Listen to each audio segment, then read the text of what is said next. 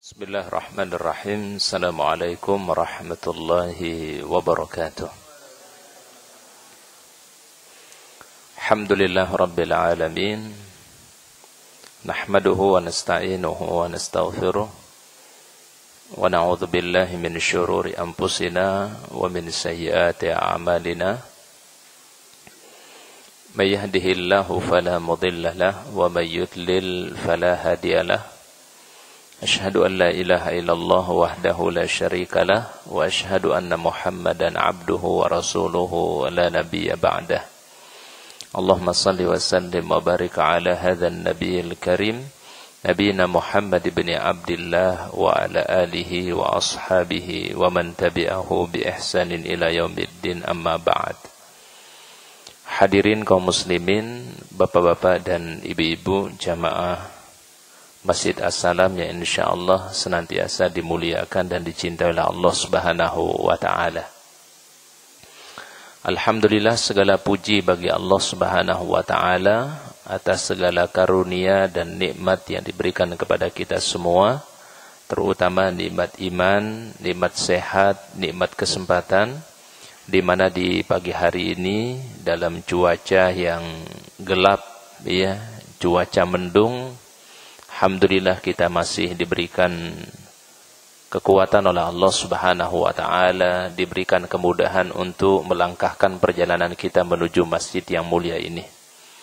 Tentu ada pesan yang terbaik dari Rasulullah sallallahu alaihi wasallam dan juga motivasi untuk kita semua. Man salaka tariqan yaltamisu fihi ilman sahalallahu lahu tariqan ilal jannah. Barang siapa yang menempuh perjalanan dalam rangka mencari ilmu, Allah Ta'ala akan memudahkan baginya untuk mendapatkan syurganya Allah Subhanahu wa Ta'ala. Jadi yakin semua bapak ibu-ibu, kita semua ini sedang berusaha meniti jalan Allah, dan insya Allah kita akan sampai kepada syurganya Allah Subhanahu wa Ta'ala.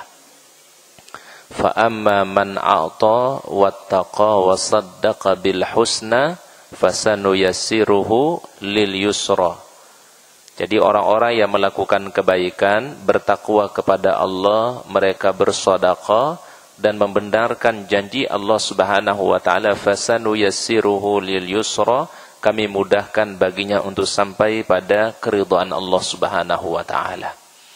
Salawat dan salam kita ucapkan kepada Rasulullah sallallahu alaihi wasallam. Allahumma shalli ala Muhammad. Mudah-mudahan salawat kita, salam kita untuk Rasul kelak akan menjadi syafaat, di mana di hari tidak ada syafaat kecuali syafaat dari Rasulullah sallallahu alaihi wasallam. Hadirin kaum muslimin, bapak ibu yang kami muliakan, alhamdulillah kita ini sekarang sudah masuk bulan apa nih Pak? Zulqa'dah ya, alhamdulillah. Tidak terasa kita sudah berada di bulan Al-Haram, yaitu bulan Zulqa'dah, di mana bulan ini bulan yang disebut sebagai bulan-bulan yang al-haram, bulan-bulan yang memiliki kesucian di sisi Allah Subhanahu wa taala. Kalau kita melakukan kebaikan di dalamnya, insyaallah dilipat gandakan oleh Allah Subhanahu wa taala. Ini salah satu konsekuensi daripada bulan al-haram, ya. Kemudian yang kedua, konsekuensi yang kedua, kita berupaya meninggalkan segala bentuk perbuatan dosa, kezaliman di bulan ini. Karena saking terhormatnya bulan ini di sisi Allah Subhanahu wa taala. Tentu kita berharap insyaallah mudah-mudahan Allah taala selalu membimbing kita semua, diberikan kita hidayah taufiknya untuk bisa istiqamah di atas agama dan juga ketaatan kepada Allah Subhanahu wa taala. Amin amin ya rabbal alamin. Hadirin kaum muslimin, bapak ibu yang kami muliakan, bagaimana kabar semua Pak? Alhamdulillah. Ibu-ibu gimana kabarnya Bu? Ibu-ibu mas suaranya rame ibu ya. Alhamdulillah Bu. Kalau bapak-bapaknya nggak ada suaranya ya. Ibu-ibu gimana kabarnya Bu? Masya Allah. Kalau bapak-bapaknya gimana kabarnya Pak? Gak mau disaingin juga rupanya bapak-bapak kita ini. Baik. InsyaAllah pada pertemuan pagi hari ini kita akan melanjutkan kajian kita dari kitab Mawa'izus Sahabah, mengenal lebih dekat sahabat-sahabat Rasulullah sallallahu alaihi wasallam, dan juga mutiara nasihat dari sahabat-sahabat yang mulia.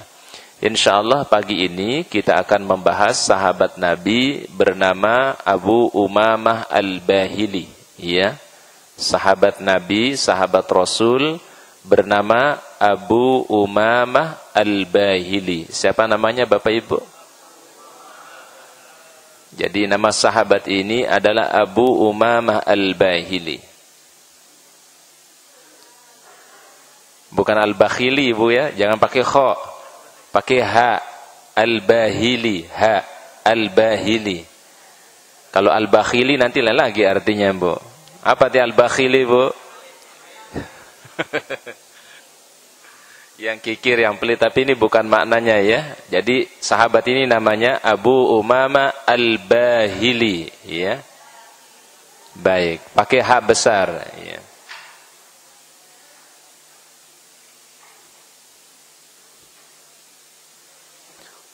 Sahabat yang mulia ini nama aslinya adalah Sudai bin Ajlan bin Wahab Al-Bahili. Nah, nama aslinya adalah Sudai, ya, Sudai bin Ajlan bin Wahab Al-Bahili.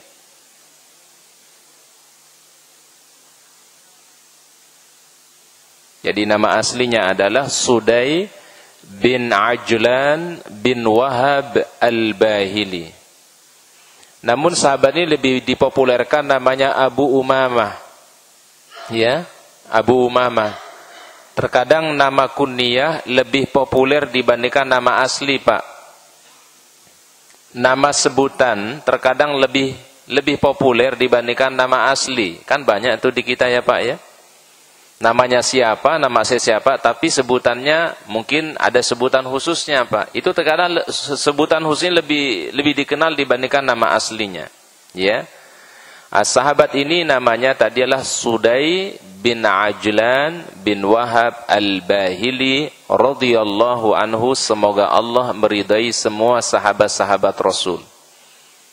Jadi kalau ada sahabat Nabi, kita sebutkan apa Bapak Ibu? Radhiyallahu anhu, ya. Kalau kita menyebut nama sahabat Nabi, radhiyallahu anhu.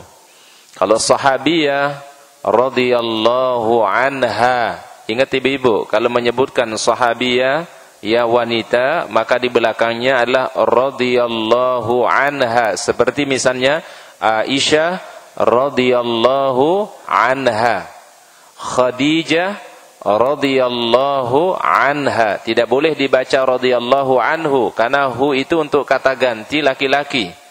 Tapi kalau kata ganti untuk perempuan atau wanita muannats yaitu ha, radhiyallahu anha, ya. Paham Bapak Ibu? Baik.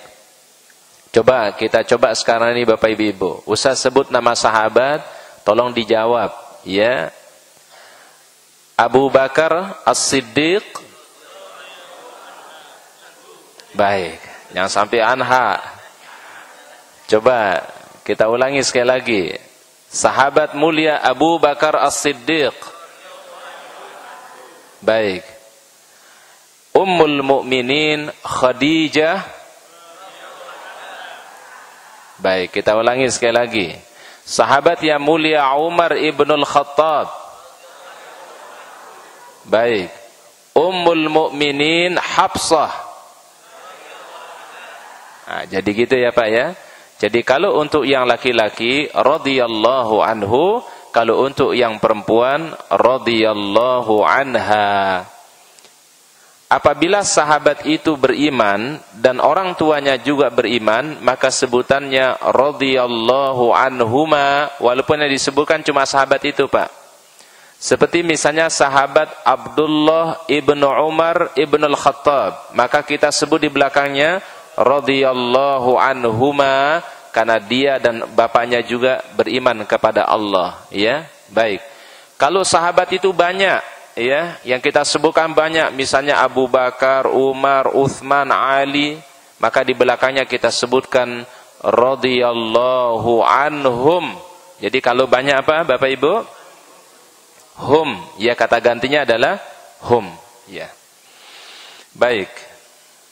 Sahabat yang mulia ini yaitu Abu Umamah Al-Bahili, sahiban Nabi sallallahu alaihi wasallam.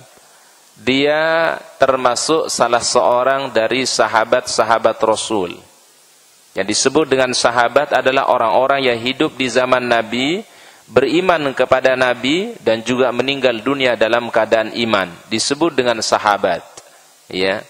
Jadi pada satu ketika Rasulullah SAW duduk di Masjid Nabawi. Ya, Rasul duduk di Masjid Nabawi. Apa kata Nabi sallallahu alaihi wasallam? Wahai sahabat-sahabatku, aku sangat merindukan saudara-saudaraku, ikhwani. Ya, ikhwan itu artinya apa? Saudara-saudaraku. Kemudian apa kata para sahabat? Ya Rasulullah, alasna ikhwanakum, bukankah kami juga sebagai saudara-saudaramu ya Rasul? Kata Rasul, antum ashabi, kalianlah sahabat-sahabatku. Jadi orang yang hidup di zaman Nabi disebut siapa? Sahabat. Kemudian para sahabat bertanya, ya Rasulullah, lalu siapa yang Anda masukkan sebagai ikhwanmu ya Rasul? Siapa yang sebagai saudaramu ya Rasulullah SAW? Apa jawab Rasulullah SAW? Orang-orang yang datang setelah kalian semua. Ya, itu orang-orang yang datang setelah sahabat-sahabat Nabi. Mereka belum pernah bertemu denganku, mereka belum pernah berjumpa denganku, tapi mereka mencintaiku dan beriman kepadaku dan mengamalkan sunnah-sunnahku, kata Rasulullah sallallahu alaihi wasallam. Kira-kira siapa yang disebutkan, dia yang dimasukkan oleh Nabi ini, Pak? Pak, kira-kira siapa nih, Pak? Insyaallah, mudah-mudahan jamaah apa? Assalam, ya. Kita kan belum pernah ketemu sama Nabi kan, Pak ya? Ada yang pernah ketemu sama Nabi, Pak? Belum ya? Bu, ada yang pernah ketemu sama Nabi? Belum ya? Baik, kita pernah duduk sama Nabi? Belum kan? Kita tidak pernah sezaman dengan beliau, tapi Masya Allah kita beriman kepada Nabi, beriman kepada Rasul, kita cinta kepada beliau, kemudian kita sering berselawat kepada Nabi, kita melaksanakan sunnah-sunnah beliau, maka insya Allah kita nanti termasuk orang yang dirindukan oleh Rasulullah sallallahu alaihi wasallam. Ya. Kita kalau dirindukan sama kekasih kita aja senang, Pak. Ya, Bu ya. Bu dulu Bu. Ya, dulu ya. Waktu lagi bujang, ya, bapak-bapak, ibu-ibu lagi belum nikah, kita kan kalau dirindukan sama kekasih kita senang banget. Ya, Pak ya. Bahkan kalau dikirimin surat tuh Masya Allah dibolak-balik tuh surat. Ya, enggak dibaca cukup sekali, Pak, dibaca 2 kali. Dibaca 3 kali. Kemudian ibu-ibu taruh di mana waktu itu, Bu? Suratnya, Bu? Di bawah bantal, ditemenin ya. Ya, itu karena cinta kita, Pak. Gimana kalau yang merindukan kita ini siapa? Rasul sallallahu alaihi wasallam. Jadi Rasul merindukan kita semua, ya. Siapa mereka, kata Nabi SAW? Orang-orang yang belum pernah bertemu denganku, belum pernah berjumpa denganku, tapi mereka mencintaiku, kemudian mereka memperbanyak salawat kepadaku, dan mereka melaksanakan sunnah-sunnahku, kata Nabi SAW. Sehingga kapan saja Bapak Ibu kita mendengar nama Nabi Muhammad disebut, maka sebagai bukti cinta kita kepada beliau, kita berselawat kepada Rasulullah SAW. Allahumma salli ala Muhammad. Atau boleh membaca sallallahu alaihi. Kapan saja kita dengar tausiah, pengajian, ta'lim, atau ada orang menyebut nama Nabi Muhammad. Kalau orang yang cinta kepada Nabi itu langsung merespon sallallahu alaihi wasallam. Baik. Wa nazala Hims. Sahabat Abu Umamah ini ya tinggal di Hims. Hims ini sekarang bapak-bapak ibu-ibu salah satu wilayahnya Suriah, namanya Hims. Ya, Hims. Ya, salah satu wilayahnya mana, Pak? Suriah. Dulu rupanya Suriah itu, Pak, banyak sahabat yang tinggal di sana. Sehingga kalau kita lihat peradaban Islam setelah Khilafah Ar-Rasyidin, setelah meninggalnya atau setelah selesainya khilafah yang 4 Abu Bakar, Umar, Utsman, Ali, berikutnya, Pak, Daulah Islam itu berada di Suriah, Pak. Namanya dulu, Pak, Ad-Daulah Al-Umayyah, Daulah Umayyah. Dan di situ banyak sahabat yang tinggal, Pak. Ya. Namun kalau kita lihat sekarang, Suriah ini kondisinya sangat memprihatinkan. Betul nggak, Bapak Ibu? Ya, Pak ya. Kita masih syukur, Bapak-bapak Ibu-ibu, kita ibadah Masya Allah masih enak, ya. masih nyaman, di masjid yang ber-AC. Alhamdulillah. Betul nggak Pak? Ya Bu ya. Saudara kita Masya Allah, untuk sholat aja mereka Pak, memiliki ketakutan yang luar biasa Pak. Untuk sholat aja mereka takut Pak. Karena dalam situasi berperang, mereka terusir dari negerinya sendiri. Ya. Bahkan mohon maaf sampai mereka tinggal di kem-kem pengungsian Pak. Ya Pak ya. Ini gara-gara seorang presidennya yang sangat diktator Pak, yang tidak suka dengan ahlus sunnah wal jamaah. Oleh karenanya Pak, wajib hukumnya kaum muslimin untuk bersatu Pak. Ahlus sunnah wal jamaah wajib untuk bersatu. Ya Pak ya, ahlus sunnah wal jamaah. Selama tujuannya adalah sama, untuk mencari ridho Allah Ta'ala, selama tujuannya untuk kepentingan Islam, silahkan kita saling mendukung satu sama lainnya. Masing-masing pasti memiliki cara perjuangan berbeda-beda Pak. Ada mungkin saudara kita berjuang melalui lembaga ini, mungkin melalui ormas ini, mungkin melalui ini dan seterusnya, tapi masing-masing tujuannya untuk satu Pak, untuk menegakkan kebenaran dan kebaikan. Selama tujuannya lillahi ta'ala Pak, kita harus saling dukung. Ini yang mesti sekarang ini kaum muslimin harus kita sadari bersama Pak. Karena bagaimanapun Pak, musuh-musuh Islam itu bersatu Pak. Ya Pak ya, musuh Islam itu bersatu untuk menghancurkan apa Pak? Islam. Nah kalau umat Islam ini tidak bersatu Pak, maka kita akan lemah. Ya, ada satu ucapan dari generasi salaf mengatakan apa Pak? Al-haqqu bila nizamin yaghlibuhul batil bin nizam. Kebenaran yang hak, tapi kalau tidak terorganisir dengan baik, tidak teratur, tidak bersatu Pak, bisa dikalahkan dengan kebatilan, tapi teratur, rapi, punya strategi untuk menghancurkan kebenaran Pak. Ini tantangan kita sekarang ini Bapak Ibu yang kami muliakan. Udah saatnya untuk kita membuka pemikiran kita, membuka wawasan kita. Kita punya tantangan jauh lebih besar ya dibandingkan apa yang kita bayangkan saat sekarang ini Pak. Ya Pak ya. Jadi mohon maaf Pak, musuh-musuh Islam itu sudah mengatur strategi Pak. Ya. Apa rencana mereka 5 tahun ke depan, 10 tahun ke depan. Ya, mereka sudah punya Pak. Ya Pak ya.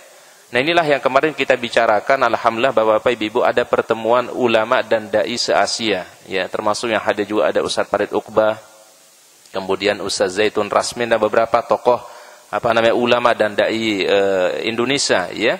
Ini kumpul semua ulama dan dai se-Asia Tenggara. Salah satu agenda yang dibicarakan kemarin itu adalah yang pertama adalah ummatan wasatan, ya. Ini agenda pertama Pak. Mungkin ini mudah-mudahan jadi pencerahan untuk kita semua. Bagaimana Islam ini sekarang kita menampilkan ummatan wasatan, umat yang pertengahan. Bagaimana umat pertengahan?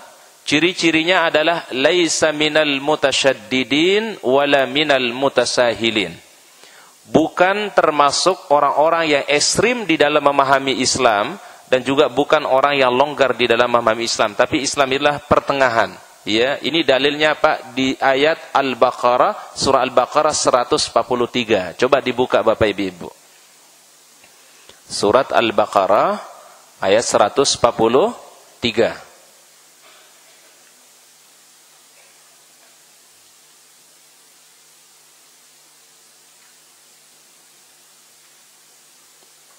Sudah Pak? Baik, silakan dibaca Pak.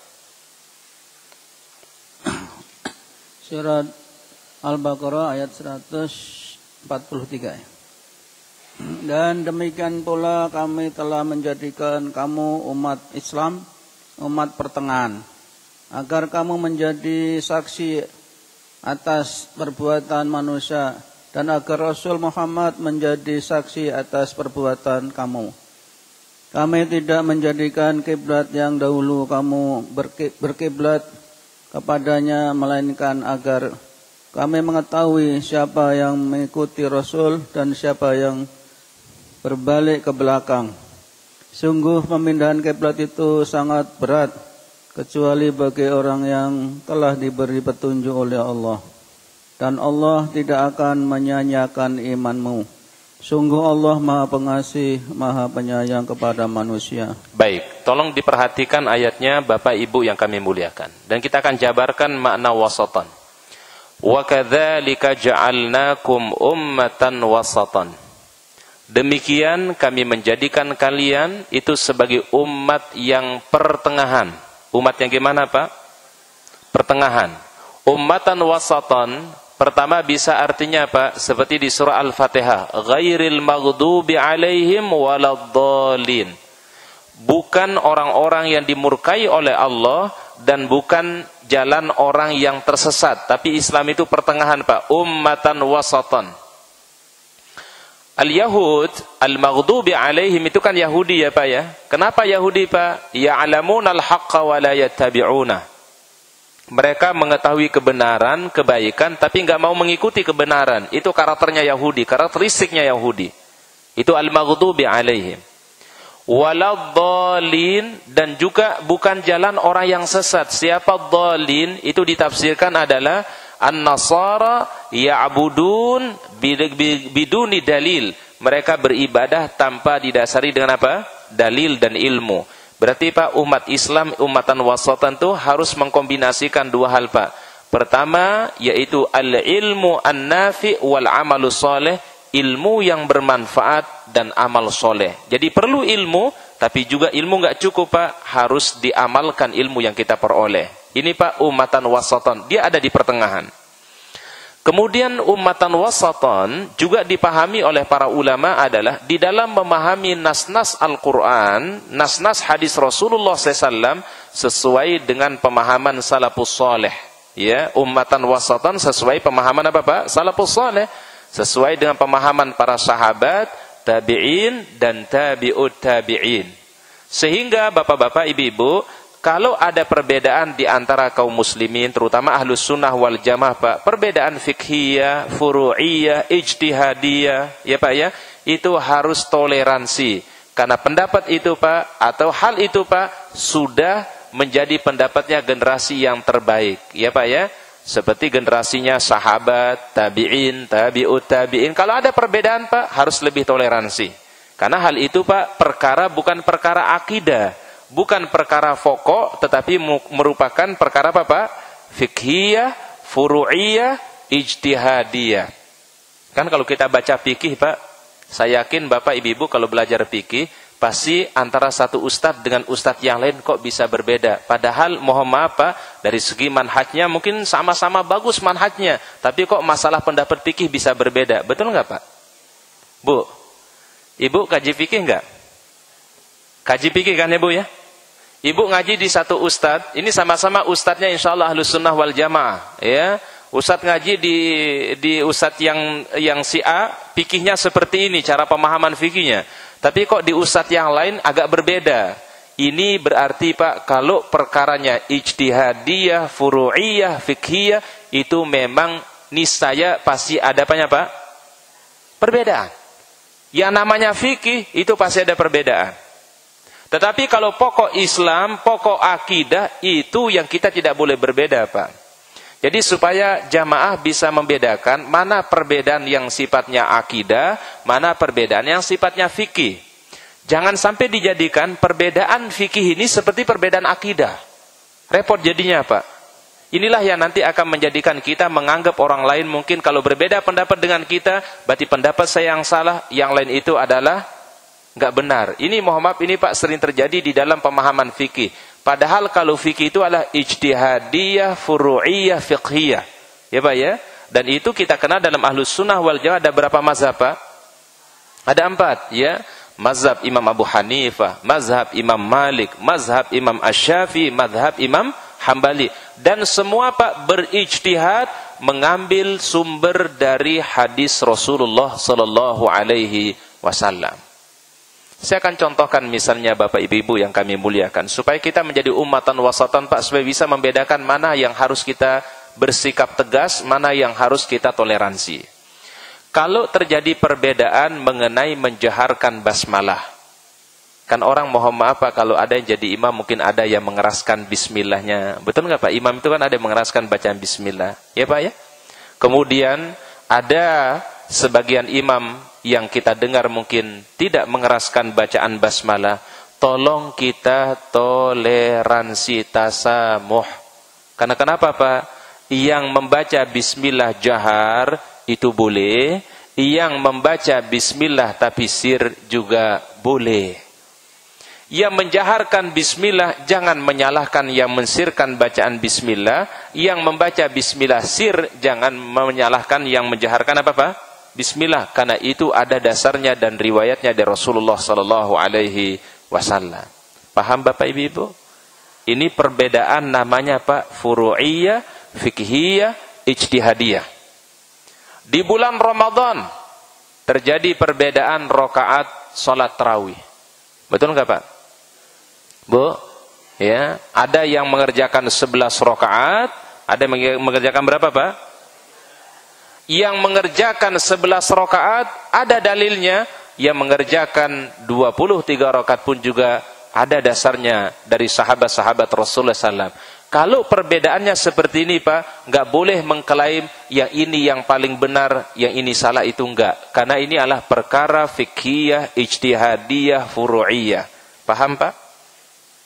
Berarti ini umatan wasatan Pak. Supaya umat Islam Ahlus Sunnah wal Jamaah ini ketemu itu Pak. Ya. Karena kalau perbedaan fikhiyah yang dipertajam, perbedaan furu'iyah yang ditekankan Pak, tidak bakalan terjadi kesamaan pemikiran Pak, susah. Betul nggak Pak? Ya Pak ya. Yang penting akidahnya sama, akidahnya Ahlus Sunnah wal Jamaah tidak menyimpang dari Al-Quran dan Sunnah Nabi Sallallahu Alaihi Wasallam Pak. Selama kiblat kita sama, Al-Quran kita sama, keyakinan terhadap Al-Quran kita sama, kita mencintai semua sahabat-sahabat Rasul, kemudian rukun iman kita ada berapa Pak?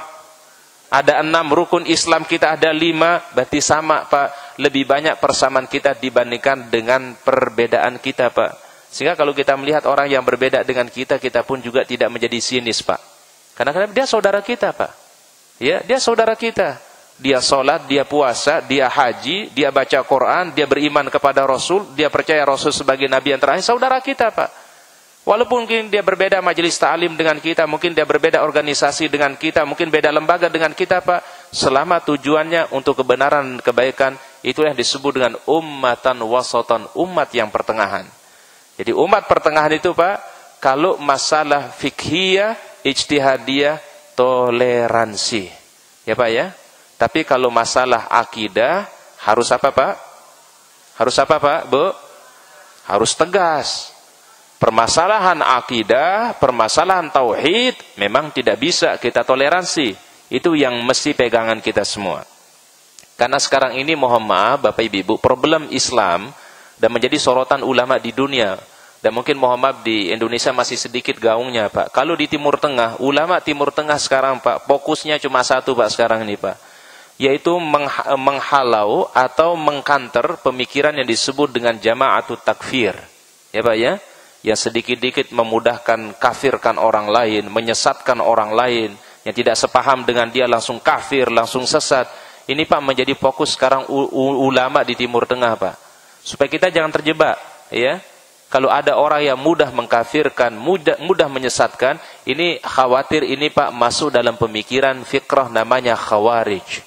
Ya Pak ya, yang mudah mengkafirkan, mudah menyesatkan, apalagi dia saudara kita Pak, kaum muslimin yang sholatnya sama seperti kita, puasa juga sama seperti kita Pak, cuma ada perbedaan sedikit aja Pak, itu jangan dijadikan alasan untuk kita mudah mengkafirkan, menyesatkan dan seterusnya, selama akidahnya adalah Ahlus Sunnah wal Jamaah. Paham maksudnya Bapak Ibu? Ya, ini hasil pertemuan kemarin ulama dan dai se-Asia Tenggara Pak ya. Jadi sekarang ini umat harus ya lebih diberikan keleluasaan berpikir. Kalau masalah fikih itu lebih kita toleransi. Ya, saya akan contohkan sederhana Bapak Ibu. Terkadang Bapak Ibu, ada praktek di zaman Nabi Sallallahu Alaihi Wasallam yang kita tidak bisa praktekkan saat sekarang ini. Karena kondisi yang begitu berat. Boleh saya kasih contoh Pak? Baik. Bapak Ibu, kalau kita membaca manasik hajinya Rasulullah SAW atau manasiknya umrah Rasul, ketika lakukan tawaf, pada 3 putaran yang pertama, kita dianjurkan untuk lari-lari kecil. Betul nggak waktu tawaf? Itu sunnahnya kalau baca di referensi. Tetapi apakah hal ini bisa kita praktek untuk zaman sekarang ini Pak? Saya tanya Bapak Ibu, sunnahnya ada. Yaitu lari-lari kecil waktu tawaf. ya, waktu tawaf di putaran yang pertama, kedua dan ketiga. Putaran berikutnya tidak. Ini sunnah dari Nabi SAW. Tapi apakah kita bisa mempraktekkan dengan situasi jamaah haji yang jumlahnya jutaan orang, jamaah umroh jutaan orang? Bisa kita praktekkan, Pak? Baik. Artinya terkadang, Pak, kita dibutuhkan leluasan dalam memahami fikih Islam ini, Pak.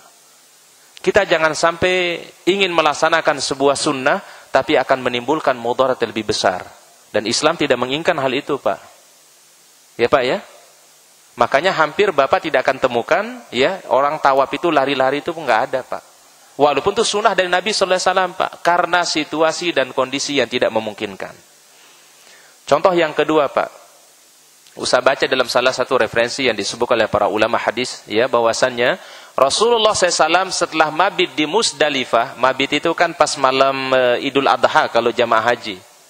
Setelah beliau mabit di Musdalifah, kemudian beliau menuju Aqabah untuk melakukan pelemparan jumrah. Beliau terlebih dahulu menuju sebuah tempat namanya Muhassa. Muhassa itu di situ beliau berdoa kepada Allah Ta'ala.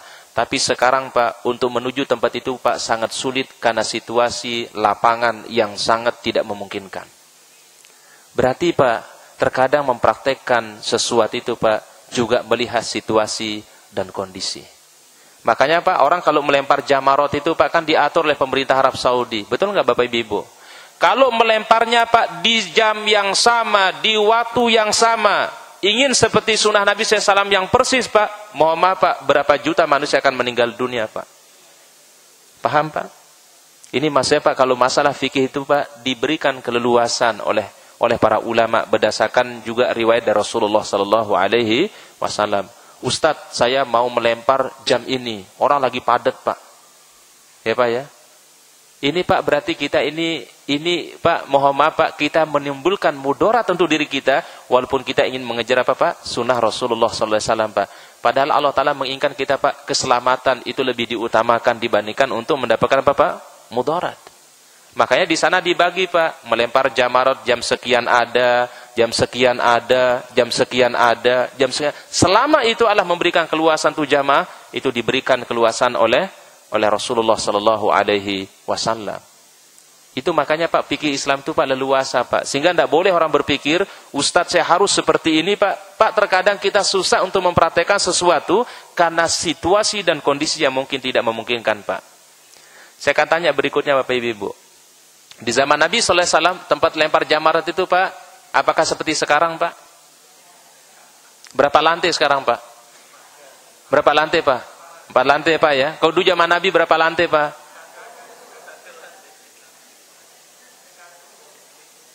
Paham maksud Ustaz nih, Pak? Kalau tetap bertahan Arab Saudi, Pak, tempat jamar itu seperti dulu di zaman Nabi SAW, dengan jumlah jamaah jutaan orang, di saat yang sama, di waktu yang sama mereka akan melemparkan jamar, apa yang kira-kira akan terjadi, Pak? Apa yang akan terjadi, Pak? Diperluas, makanya, Pak. Kemudian apa namanya, Pak? Dibikin lantai terus, Bu. Itu tujuan itu apa, Pak? Taisir 'alal ummah, memberikan kemudahan untuk umat. Jadi sekali lagi, Bapak Ibu, di dalam masalah fikih tolong kita lebih toleransi, lebih berpikir yang leluasa, lebih memberikan kemudahan, Pak. Karena Rasul mengingatkan, yassira wala tu'assira. Berikanlah kemudahan, jangan memberikan kesulitan. Basyira wala tunafira. Berikan orang semangat, jangan membuat orang itu kabur dari Islam. Sekarang kan banyak, Pak, mohon maaf, Pak, orang begitu dengar Islam, Pak, kabur dari Islam, Pak. Udah takut, Pak. Yang dibangun kan kayaknya Islam itu kejam, Islam itu gini, ya. Karena mungkin tadi, Pak, menimbulkan yang namanya, Pak, jamaah takfir, yang mudah mengkafirkan, menyesatkan. Akhirnya orang takut dengan Islam ini, Pak.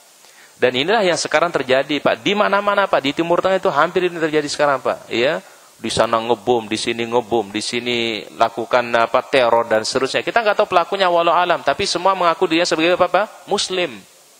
Ya, Pak, ya, mengatasnamakan apa, Pak? Islam. Ini yang berbahaya, Pak. Makanya kita perlu menjadi ummatan wasatan seperti ayat Al-Qur'an ini, Pak. Dalam masalah akidah tegas, tapi dalam masalah fikih furu'iyah tolong saling pahami, saling toleransi, tidak mudah saling menyalahkan kalau di dalam masalah fikhiyah, furu'iyah, ijtihadiyah, fikhiyah. Dan tidak boleh mengklaim inilah pendapat yang paling benar, yang lain salah, itu enggak. Karena itu semua adalah wilayah fikih yang di situ ijtihad yang diberikan oleh para ulama. Baik. Ummatan wasatan yang ketiga, ya, ini hasil pertemuan kemarin, ummatan wasatan. Kita sekarang ini perlu menampilkan akhlak yang mulia, Pak.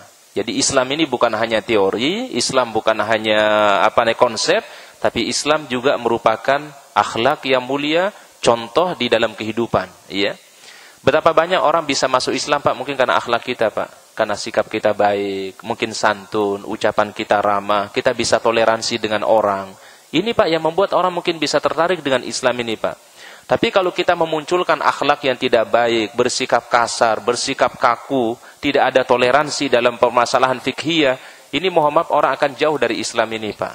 Ya, makanya kita kenal alhamdulillah di Ahlus Sunnah wal Jamaah itu ada 4 mazhab, Pak. Imam Abu Hanifah, Imam Malik, Imam Asy-Syafi'i, dan Imam Hambali. Dan kalau fikih ini, Pak, bahas luas pembahasannya, Pak.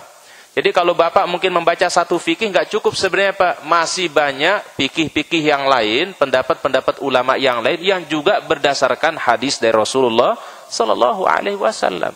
Sehingga kalau masalah fikih itu, Pak, nggak bisa diklaim inilah yang paling benar, nggak bisa, Pak. Karena mungkin ada pendapat yang lebih benar, ada pendapat yang lebih baik, ada pendapat yang lebih sahih. Karena itu perkara apa namanya, Pak? Fikhiyah, ijtihadiyah, furu'iyah. Ya, Pak, ya? Kan banyak kalau permasalahan fikih nih, Pak, ya, Pak. Ya.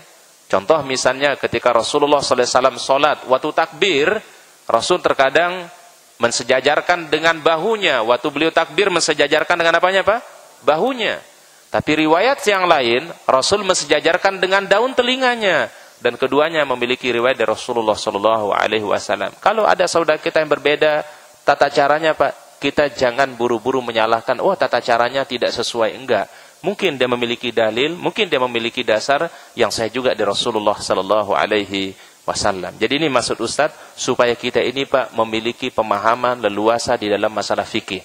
Karena tidak sedikit, Pak, fikih ini jadi problem di masjid mana-mana sekarang, Pak. Betul nggak, Pak? Ya, jadi masalah fikih jadi problem sekarang ini, Pak. Antara satu kelompok dengan kelompok yang lain, satu pengurus dengan pengurus yang lain, satu organisasi dengan organisasi yang lain.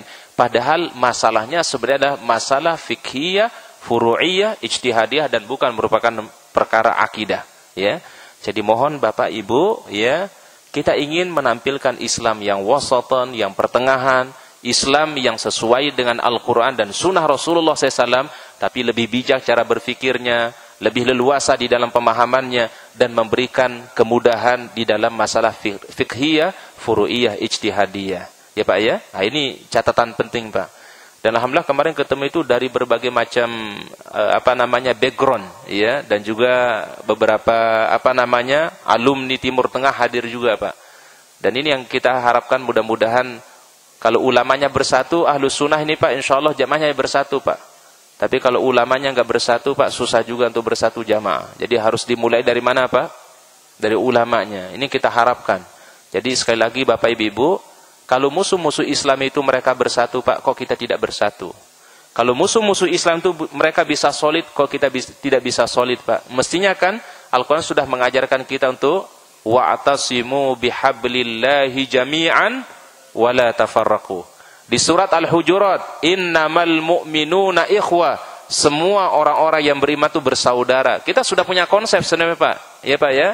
Nah, tinggal mohon maaf, ya, ego harus kita tinggalkan. Keleluasaan di dalam berfikir perlu, ya. Terutama di dalam masalah apa?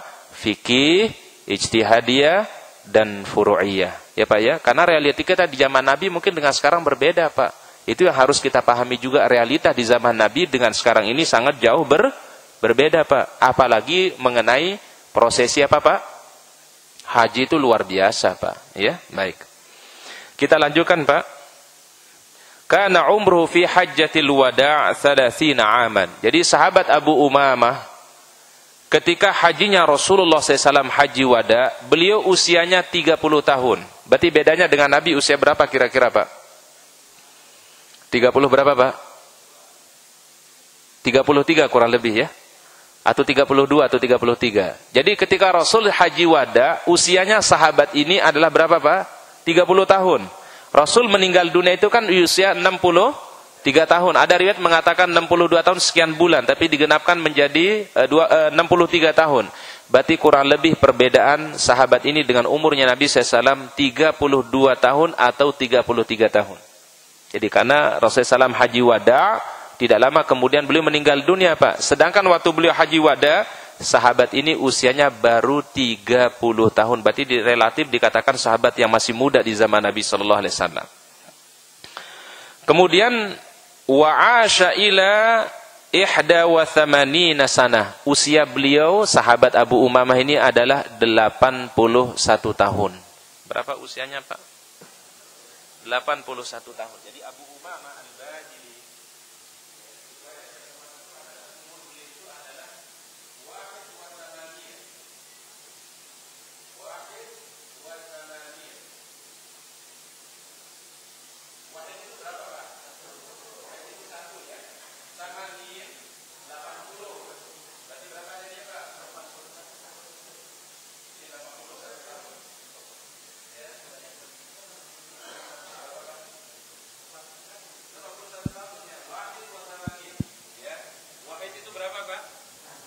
Ya, samanin berapa? 80, ya. Jadi kalau bilangan puluhan itu lebih mudah sebenarnya, Pak. Mulai dari 30, Pak ya. Kan salasa ya. Salasa 3 ya, Pak ya. Kalau bilang 30 salatin. Ya, arba 4. Kalau mau 40 arba'in, ya.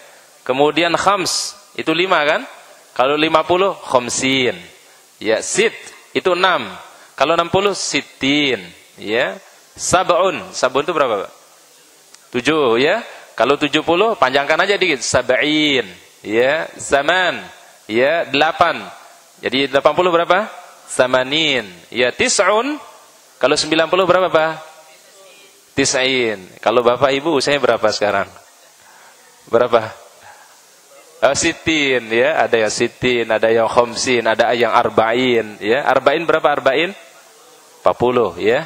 Jadi wahid wa thamanin berarti berapa wahid wa thamanin? Iya 81. Wahidun itu 1 wa thamanin 80. Berarti 1 tambah 80 menjadi 80. Berarti ini usia sahabat ini panjang, Pak. Iya 81 tahun. Allahu Akbar. Ada seorang sahabat bertanya kepada Rasulullah SAW, ya Rasulullah, man khairun nas? Jadi Rasul bertanya, sahabat bertanya kepada Rasul, ya Rasulullah, manusia yang baik itu seperti apa? Ya, jadi manusia yang baik itu seperti apa? Apa jawab Nabi SAW? Man tala umruhu wa hasuna amaluhu, kata Nabi. Jadi manusia yang terbaik, manusia yang baik adalah manusia yang diberikan umur panjang dan baik juga amal perbuatannya. Itu manusia yang baik, Pak. Yang diberikan umur panjang dan juga amalnya gimana? Baik. InsyaAllah Bapak Ibunda ini termasuk orang yang dicintai oleh Allah Subhanahu wa ta'ala. Dan mudah-mudahan dipilih sebagai insan yang terbaik. Karena kenapa?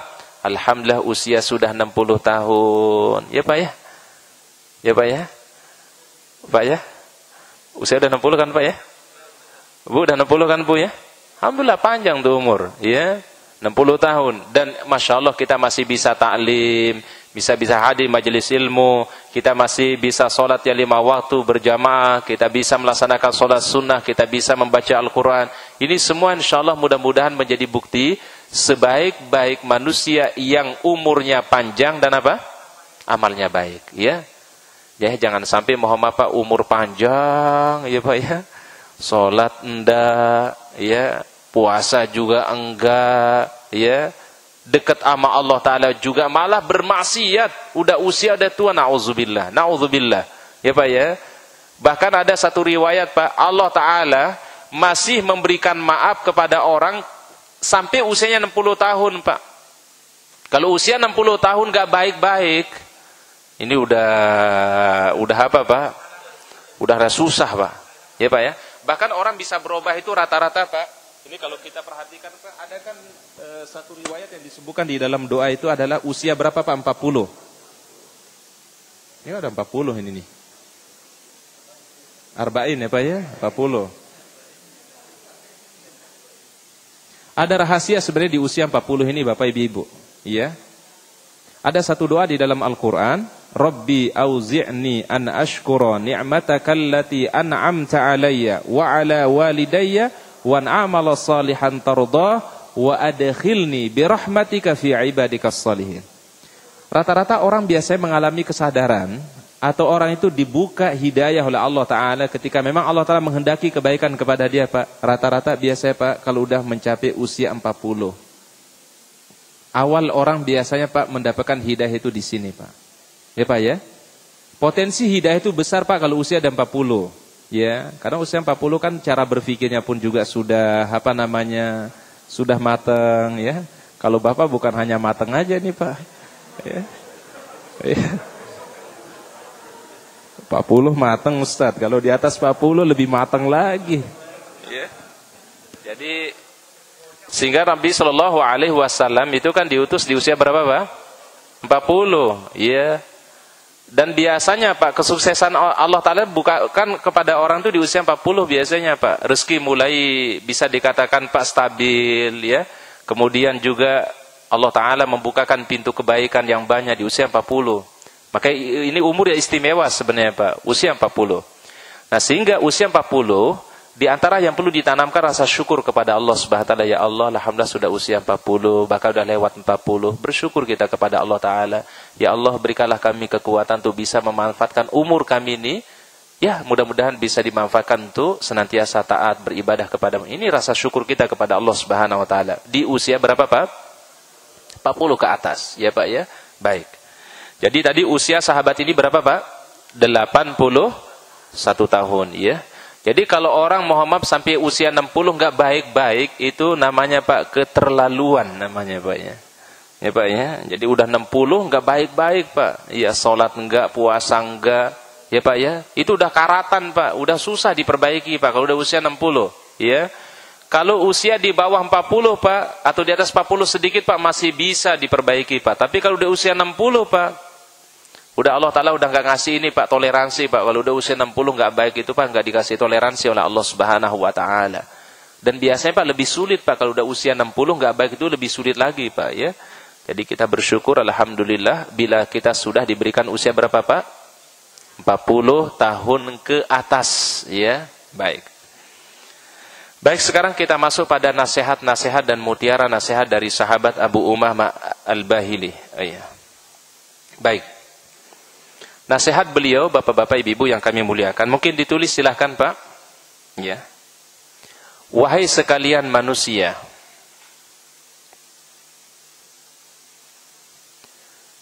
Sudah? Wahai sekalian manusia.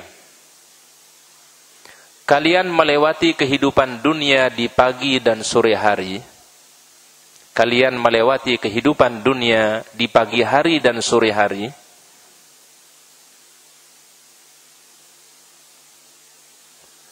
Di antara melakukan kebaikan atau keburukan.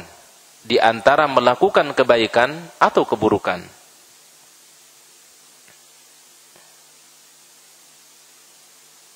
Sudah? Kami ulangi sekali lagi. Wahai sekalian manusia, ya. Apa? Apa ucapannya? Wahai sekalian manusia. Sesungguhnya kalian melewati pagi dan sore hari, dan kalian di antara kebaikan dan keburukan. Dan kalian akan berpindah ke sebuah tempat. Dan kalian akan berpindah ke sebuah tempat tinggal yang lain. Dalam kurung alam kubur.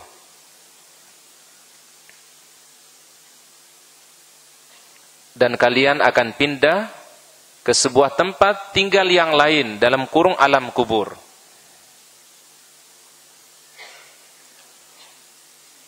Rumah yang penuh dengan kesendirian. Rumah yang penuh dengan kesendirian. Rumah yang penuh dengan kegelapan. Sudah? Rumah yang penuh dengan apa? Kegelapan. Rumah yang penuh dengan ulat dan cacing. Dan rumah yang sangat sempit. Kecuali, dan rumah yang sangat sempit, sudah? Biasanya ibu-ibu lebih cepat nulis. Baik. Sudah? Dan rumah yang penuh dengan apa? yang sempit, rumah yang sangat sempit, kecuali bagi orang-orang yang dilapangkan dan diluaskan oleh Allah Subhanahu wa taala.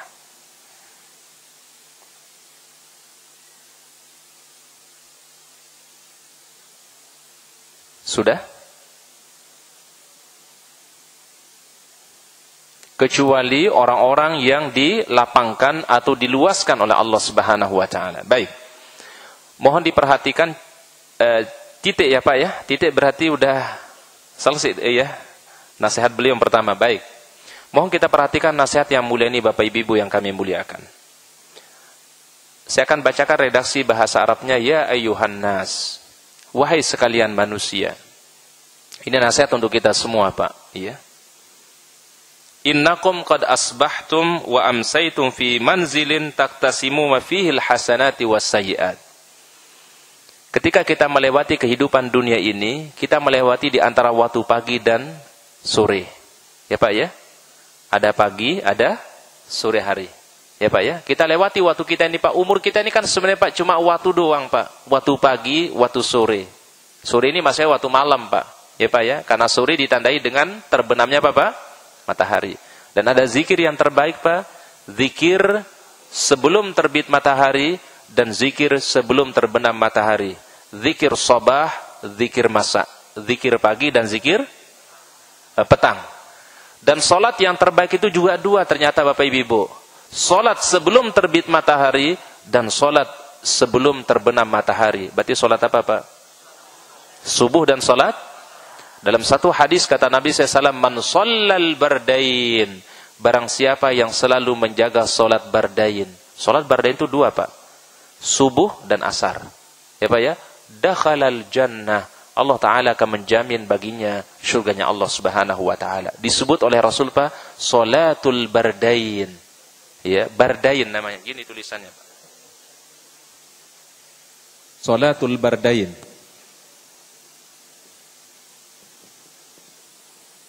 Salatul apa Pak? Bardain. Salat yang dikerjakan Pak, qabla tulu'i syamsi wa qabla ghurubiha. Salat yang dilakukan sebelum terbit matahari dan sebelum terbenamnya matahari. Berarti salat apa Pak? Subuh dan salat.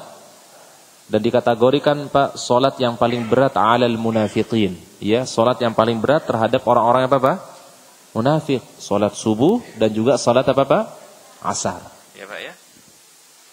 Baik. Jadi sebenarnya manusia ini Pak di antara waktu apa Pak? Pagi dan sore atau pagi dan malam, siang dan malam Pak. Jadi kita ini sebenarnya Pak adalah kumpulan-kumpulan dari waktu Pak antara pertemuan antara pagi kemudian sore dan seterusnya Pak. Kemudian manusia akan melakukan Pak selama dia melewati kehidupan ini Pak al-hasanatu was-sayyi'at. Dia dihadapi dengan apa Pak? Pilihan berbuat baik atau pilihan berbuat apa Pak? Keburukan. Pilihan antara keimanan dan pilihan antara kekufuran. Pilihan antara ketaatan dan kemaksiatan kepada Allah Subhanahu wa Ta'ala. Dan Allah Ta'ala memberikan pilihannya kepada kita semua. Tinggal kita mau memilih yang mana ini Pak. Dan harus kita yakin Bapak Ibu, kebaikan yang kita lakukan sebanyak apapun tidak akan menambah kerajaannya Allah Subhanahu wa Ta'ala. Tidak akan menambah. Dan sebanyak apapun keingkaran kita, kedurhakaan kita tidak akan pernah mengurangi sedikit pun daripada kerajaannya Allah Subhanahu wa Ta'ala. Ya Pak ya? Dalam hadis qudsi apa firman Allah Ta'ala Pak? Walau anna insakum wa jinnakum ala atqaqi qalbi rajulin lam yazid min mulki syai'a. Kalau seandainya Pak bangsa jin, bangsa manusia memiliki jiwa yang baik, bertakwa kepada Allah, semua beriman kepada Allah, tidak menambah sedikit pun dari kekuasaan atau kerajaan yang aku miliki. Jadi artinya kita berbuat baik itu Pak, bukan akan bermanfaat untuk Allah, enggak. Bermanfaat untuk siapa Pak? Ya Pak ya. Walau na insakum wa jinnakum ala afjari qalbi rajulin lam yanqus min mulki syai'. Allah Ta'ala berfirman, kalau seandainya bangsa jin, bangsa manusia, jumlahnya berapa itu Pak? Bangsa jin, bangsa manusia berapa jumlahnya Pak? Banyak ya Pak ya? Banyak kehitung atau tidak kehitung Pak? Tidak kehitung ya Pak ya. Bangsa jin, bangsa manusia, jiwanya kafir kepada Allah, ingkar kepada Allah, lam yangkus min mulki syai', tidak mengurangi sedikit pun dari kerajaan yang Allah Subhanahu wa Ta'ala. Berarti yang membutuhkan ibadah itu siapa sebenarnya Bapak Ibu? Kita. Oleh karena jadikan ibadah itu Bapak Ibu kebutuhan kita, bukan hanya kewajiban, kebutuhan kita sebagai hamba Allah Ta'ala. Kalau kita nggak ibadah, kita ini berarti kita tidak akan mendapatkan kebahagiaan, tidak akan mendapatkan keselamatan, Pak. Karena di saat kita beribadah itulah kita akan merasakan kebahagiaan dan kebahagiaan Allah Ta'ala berikan. Ya Pak ya. Jadi kalau ini konsep berpikir kita, Pak, kalau kita ibadah saja, Pak, tidak akan menambah sedikit pun kerajaannya Allah. Berarti yang butuh ibadah bukan Allah, tapi yang membutuh itu ada kita semua. Baik, berikutnya, Pak. Dan kalian akan menuju sebuah tempat. Ya, Pak ya. Perpindahan, Pak, dari alam dunia menuju alam apa, Pak? Alam kubur. Bagaimana sifatnya kubur? Ini kata Abu Umamah Al-Bahili. Pertama, Baitul Wahdah, rumah yang penuh dengan kesendirian. Ini sifat kubur ini, Pak. Sendiri kita, Pak. Nggak ada kawan kita, Pak.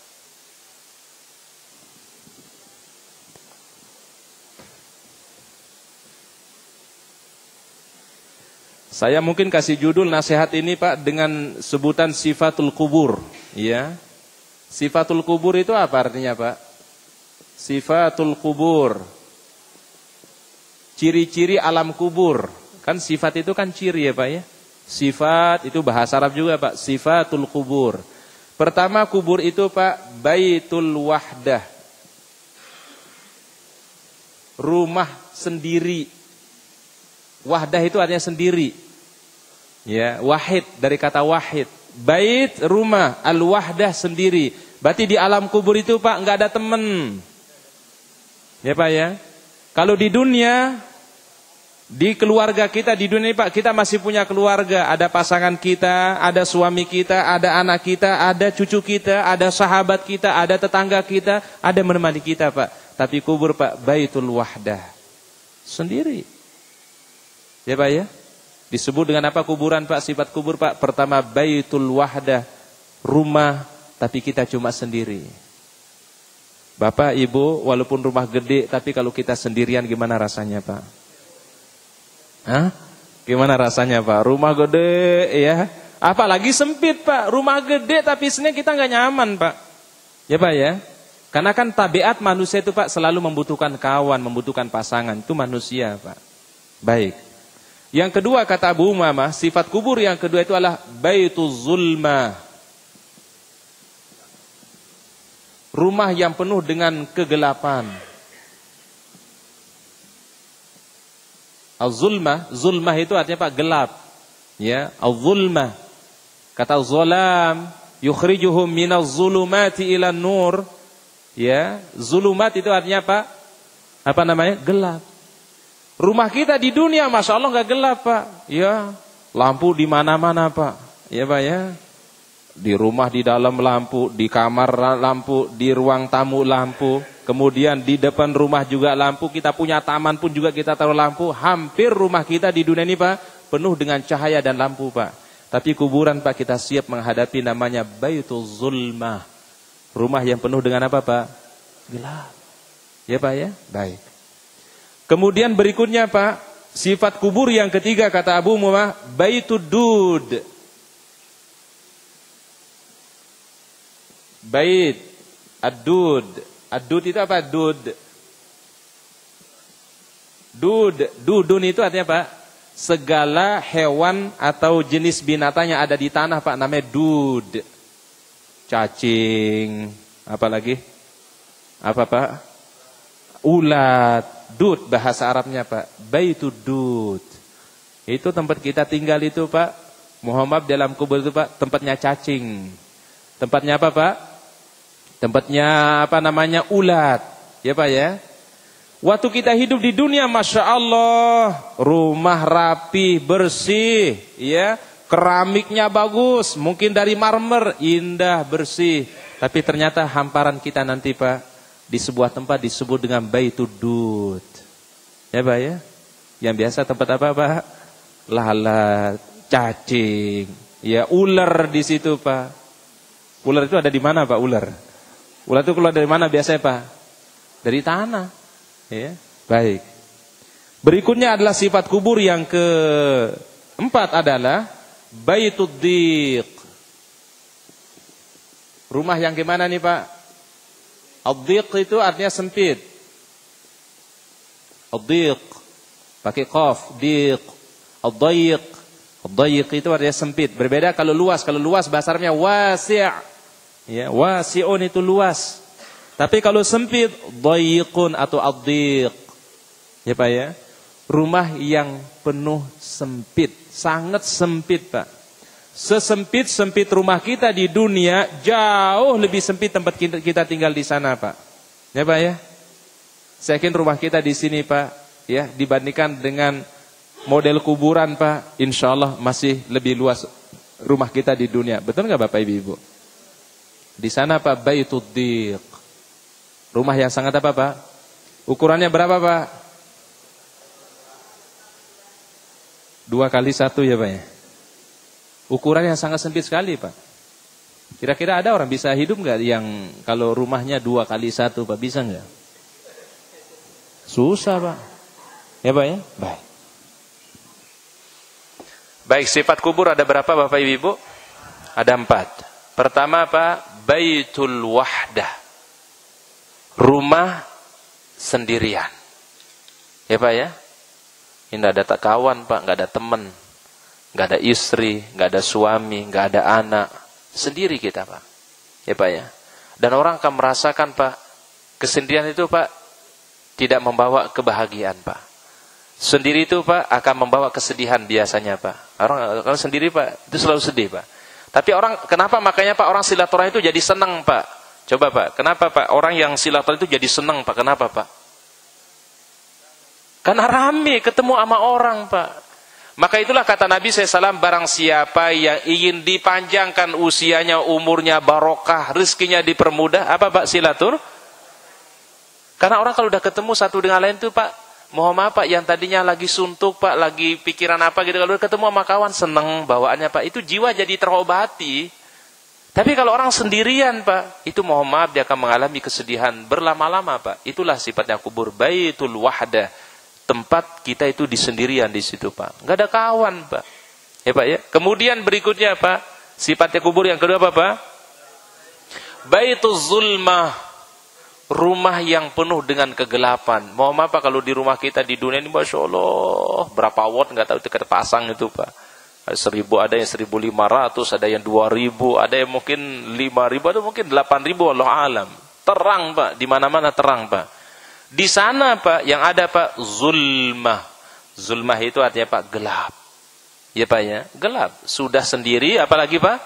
Gelap. Ini sifat-sifat yang memang menakutkan Pak. Yang ketiga Pak, Baitud Dud. Sarangnya apa Pak? Sarangnya cacing, sarangnya ular, sarangnya apa tadi Pak? Ulat. Itu dud. Ya Pak ya, nggak kebayang Pak, ternyata samping kita ada ular, ada cacing dan seterusnya, na'udzubillah. Kemudian Pak yang keempat adalah Baitud Diq, rumah yang sangat sempit. Ya Pak ya, rumah yang sangat apa Pak? Sempit. Jadi ini memang Pak menjadi pembelajaran untuk kita semua.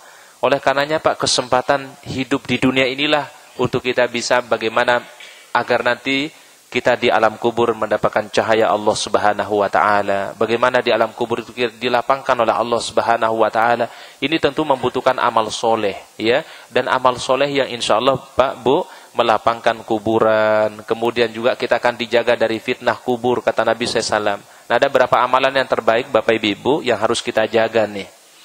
Pertama adalah mohon selalu membaca surat Al-Mulk atau surat Tabarak.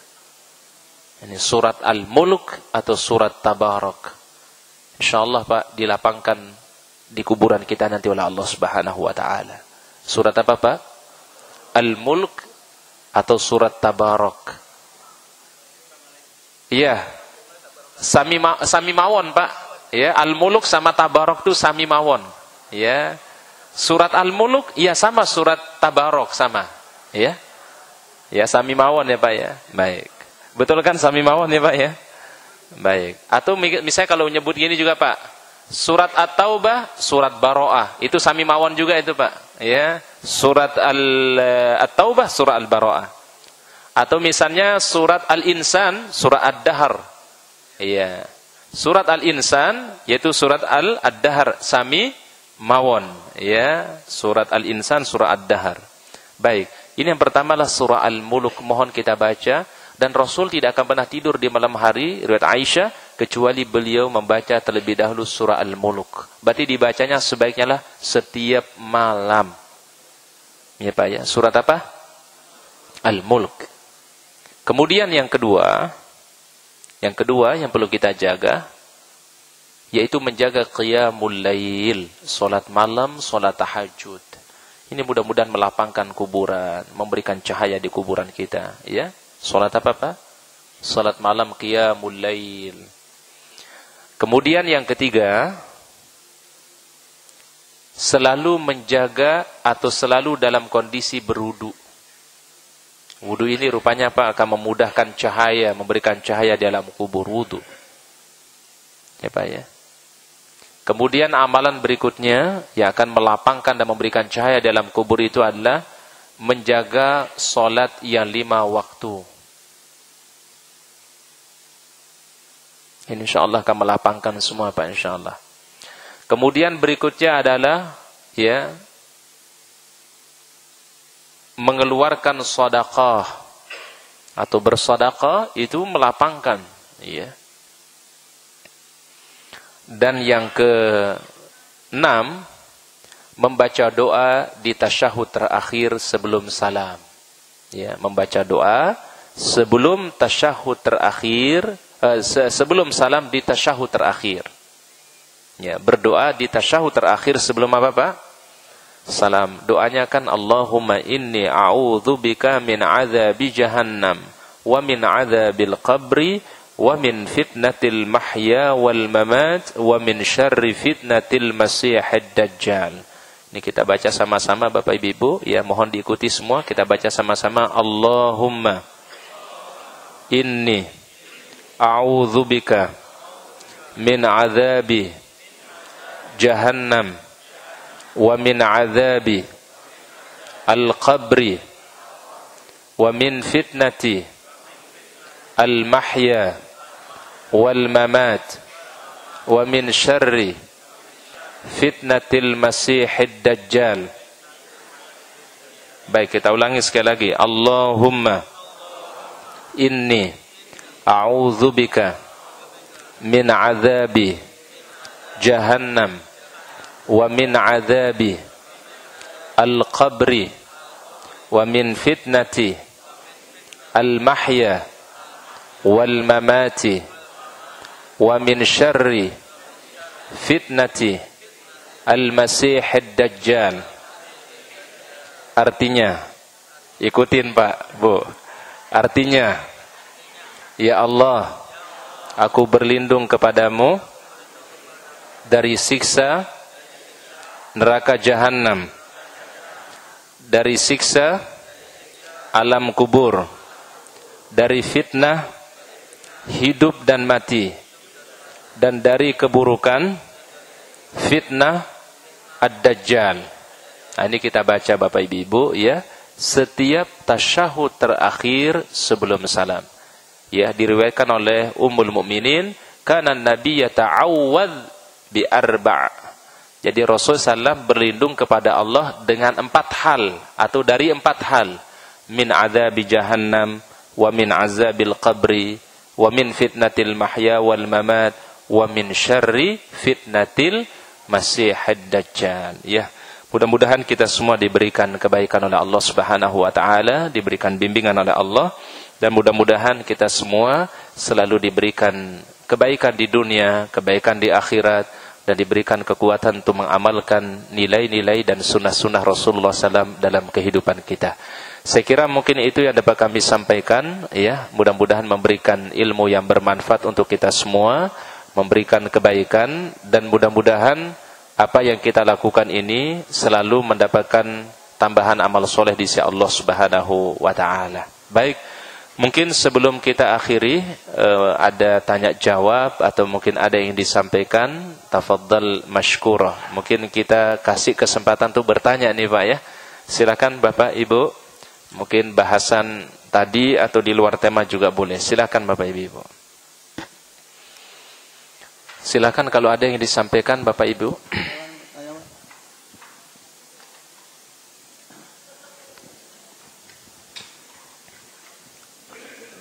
Fadhol kalau ada mau ditanyakan. Masya Allah. Orang tua kita di Baitur Rahim. Ya, silakan Pak. Ustaz, ini mengenai masalah apa pertengahan itu. Wasoton. Wasoton. Baik. Jadi yang saya pertanyakan bukan wasotonya, masalah fikih. Apa? Fikih, masalah fikih. Fikih ya. Masalah fikih. Furu'iyah. Fikih itu kan tadi Ustadz bilang kita harus toleransi lah. Dalam masalah fikih. Iya, jadi artinya tidak ada yang mutlak benar satu. Jadi bisa aja si A benar, si B benar, si C benar juga gitu loh. Jadi artinya kebenarannya banyak gitu Ustaz. Nggak ada satu gitu kalau toleransi begitu. Mohon penjelasannya Ustaz. Bagaimana maksud Ustaz ya Pak ya? Baik.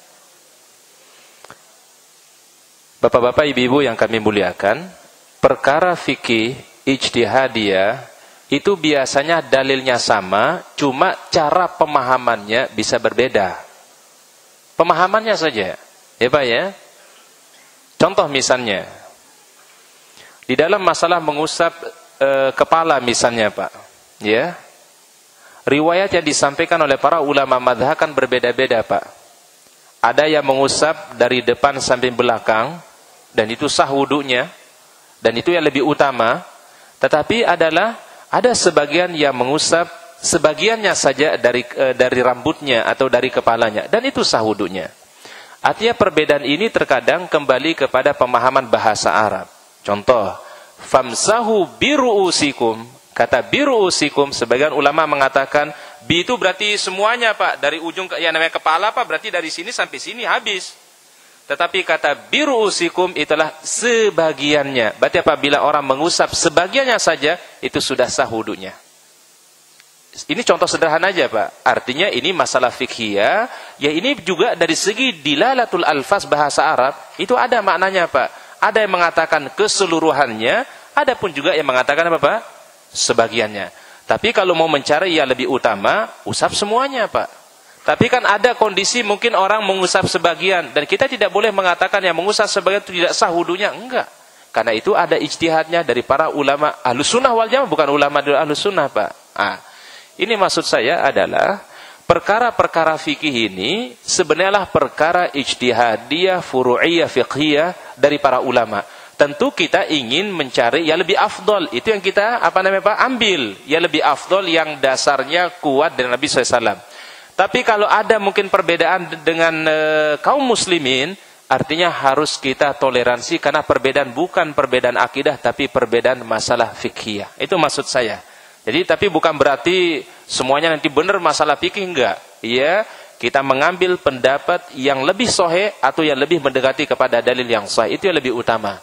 Tapi kalau ada perbedaan misalnya Pak, selama itu memiliki dalil dan dasar dan pemahamannya dari para ulama mazhab, maka boleh diambil, karena itu adalah merupakan perkara fikhiyah, ijtihadiyah, furu'iyah. Wallahu a'lam bishawab. Baik. Kalau ini masalah akidah, seperti orang banyak ke kuburan-kuburan, itu kan masalah akidah. Tapi ada orang mengatakan itu nggak usah dibicarakan karena itu furu'iyah apa ini alasannya fikih apa khilafiyah gitu. Padahal yang jelas kan masalah akidah tentang kuburan. Baik. Tentu kalau udah kaitan dengan kuburan, berkaitan tentang akidah, tauhid, itu memang masalah prinsip di dalam Islam. Ya Pak ya. Itu tidak bisa toleransi kalau di dalam masalah yang sifatnya akidah atau yang pokok. Tapi kalau selain hal itu masalah fikih, furu'iyah, tafadhol kita bisa toleransi, ya. Dan mungkin nanti Bapak Ibu juga akan ngalamin pas lagi haji umroh, ya. Di sana mungkin ada yang mempraktekkan cara hajinya atau cara umrohnya mungkin agak berbeda dengan kita Pak. Mungkin tidak berasal dari madhab yang lain, dari pendapat yang lain, dan yakin itu adalah ada sumbernya dari Rasulullah Sallallahu Alaihi Wasallam. Yang penting Islam ini Pak memberikan keleluasaan selama itu tidak mengandung dosa, itu saja Pak. Ya, saya contohkan tadi Pak. Pelemparan jamrah di zaman Nabi SAW Pak adalah tempatnya itu tidak ditambah, ya, Tetapi setelahnya ini kan sekarang ditambah sampai sekian sekian lantai. Tujuan itu apa? Memberikan kemudahan untuk umat. Berarti fikih itu Pak memberikan kemaslahatan sebenarnya Pak. Apa contoh yang lain misalnya Pak? Sekarang ada perluasan Pak di Mina. Dulu kan Mina itu Mina itu kan dibatasi, ada batas-batas Pak. Sekarang Pak ada Mina Jadid namanya Pak. Itu udah mendekati ke Musdalifah. Ini di zaman Nabi nggak ada Pak. Yang namanya Mina itu udah dibatasi nama Nabi. Tapi kenapa sekarang ijtihad para ulama kontemporer Pak? Kenapa sekarang diperluas Mina Pak? Karena mempertimbangkan betapa banyak jamaah haji dan melaksanakan ritual haji. Kalau dibatasi dengan waktu yang lama Pak, Pak, betapa banyak orang yang akan meninggal dunia Pak. Diperluaslah. Tujuan itu apa Pak? Taisirun alal ummah, untuk memberikan kemudahan terhadap umat. Jadi artinya ada perkara-perkara yang memang itu diperluas oleh para ulama, diberikan kemudahan untuk umat Islam ini. Wallahu a'lam bishawab. Itu perkara fikhiyah namanya Pak.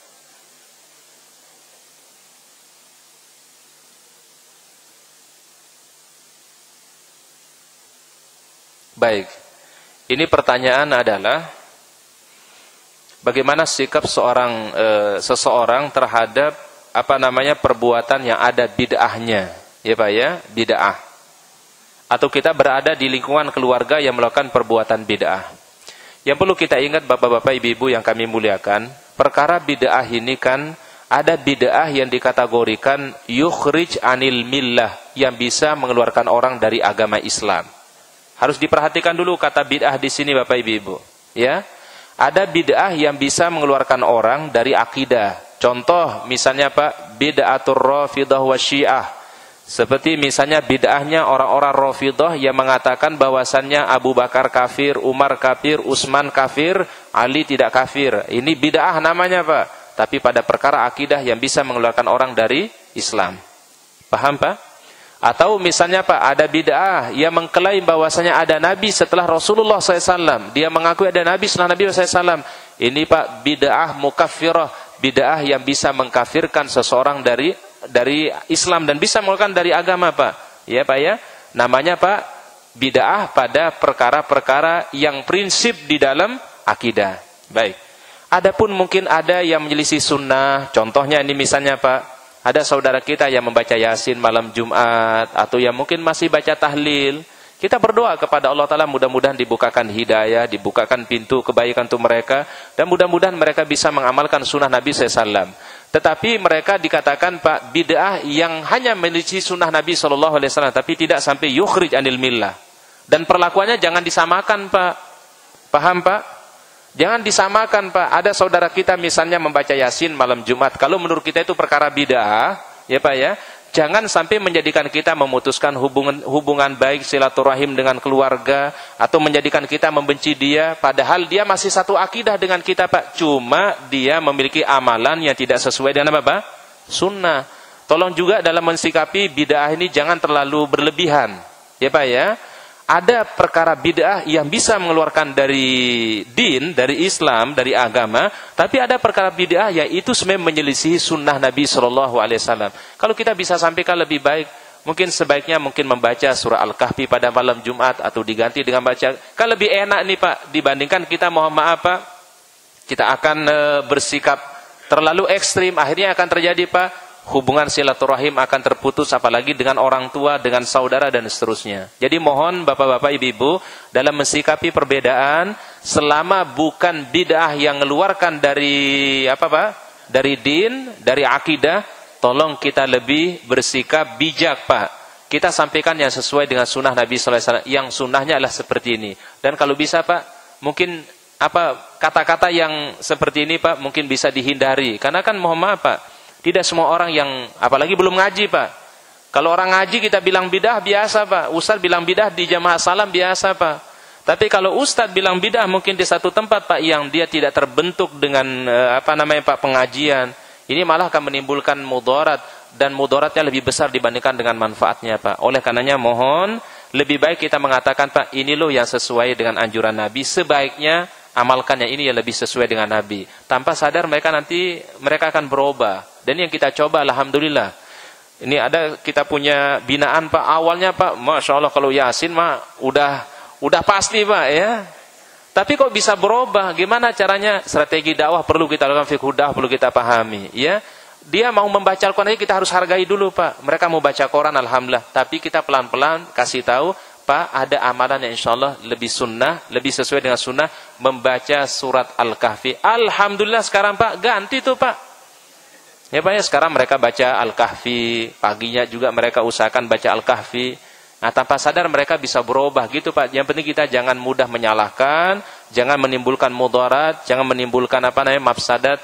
Karena ini, Pak, apalagi hubungan keluarga jangan sampai terputus, Pak. Orang tua dengan anak. Kemudian apalagi suami sama istri, Pak, jangan sampai deh.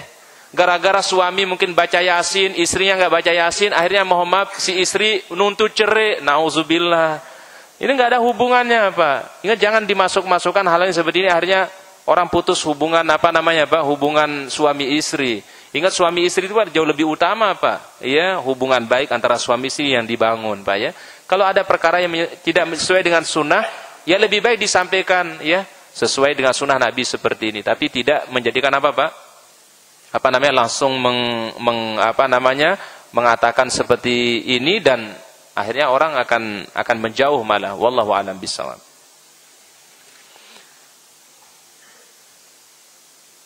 Ini tulisan dokter kayaknya ini.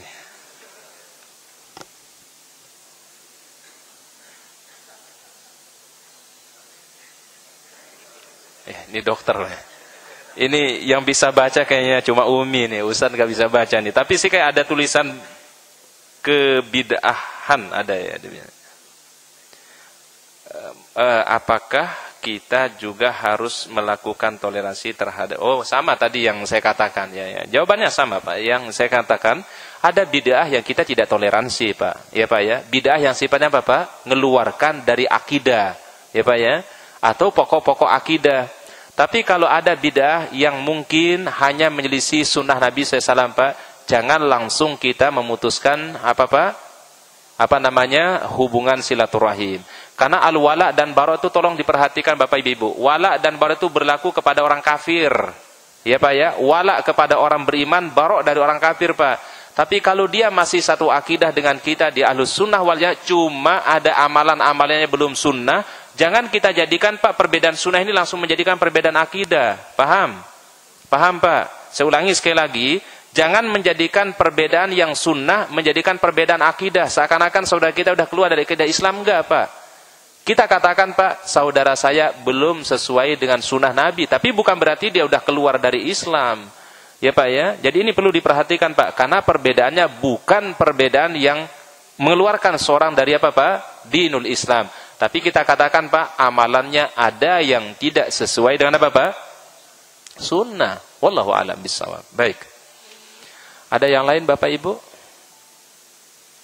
Mudahan bukan tulisan dokter.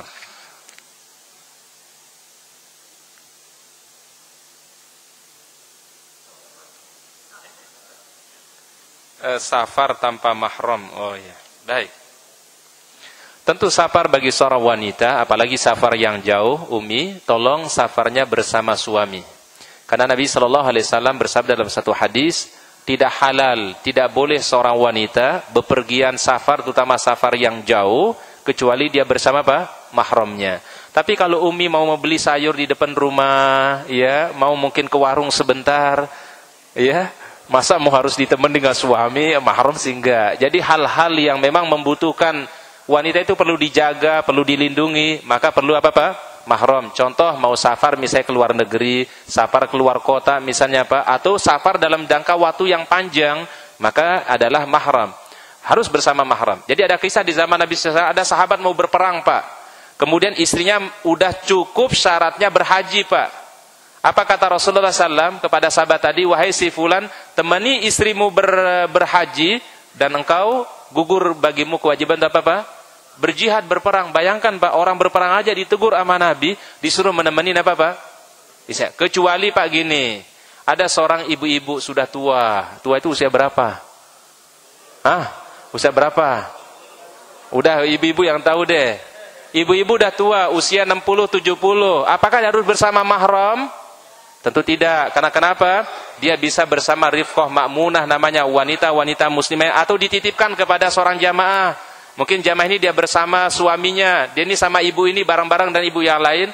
Dalam kondisi seperti ini Pak, tidak mengapa kata para ulama seorang wanita tidak bersama mahram. Nenek-nenek emang nggak perlu pakai mahram gitu ya Pak ya, karena ada rifqah ma'munah. Ingat, kondisi mahram itu diperlukan apabila wanita itu adalah kemungkinan akan mendapatkan fitnah. Fitnah itu mungkin pertama Pak, karena usia relatif muda. Ya, usia 20, 25, 30, jangan jalan sendiri keluar. Ya. Itu mazannatul fitnah namanya Pak. Makanya harus didampingi dengan apa Pak? Kemudian mahram itu berfungsi yang kedua untuk menjaga keselamatan tuh wanita. Kalau nenek-nenek relatif lah, insya Allah kalau orang punya niat, masa orang niat jahat sama nenek-nenek. Ya, itu biasanya mazannatul fitnah itu pada wanita yang masih muda, wanita yang masih relatif bisa dikatakan masih menarik gitu ya Pak ya. Kalau yang sudah apa namanya nenek-nenek mah titipin aja. Ya Pak, titipin aja. Itu kondisinya tentu ya. Itulah mahram, konsepnya mahram. Baik. Jadi Umi mohon maaf kalau safar bepergian, baik berhaji, berumroh, tolong bersama mahram, terutama yang masih relatif usianya muda ya, usia 40, 30 ya mahram ya. Wallahu a'lam bishawab. Wah, kalau Pak Arif, kalau nenek-nenek belum nggak mau ya. Baik, silakan Pak. Waalaikumsalam warahmatullahi.